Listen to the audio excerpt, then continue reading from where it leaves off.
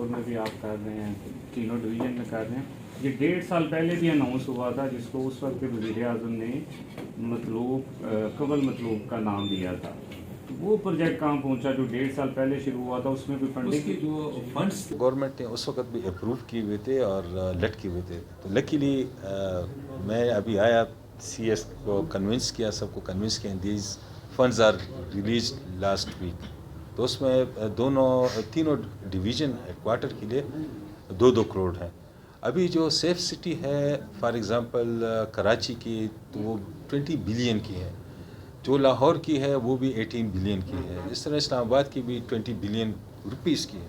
ہماری 2 کروڑ کی. یہ ہماری ریکوائرمنٹ ہی اتنی ہے. These are not big cities. تو ہم ان کو سٹارٹ کر لیں گے.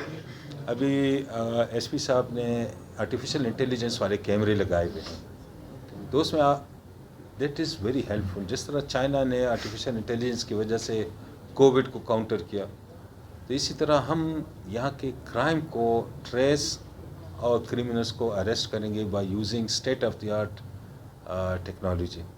اور یہ ہم ایس سی او کو بھی شامل کر رہے ہیں تاکہ ان کی بھی انپٹ ہو, ایکسپرٹس بھی. اور جو ایک انٹرسٹنگ چیز ہے کہ ہم فزیکل کرائم سے ڈیجیٹل کرائم کی طرف جا رہے ہیں.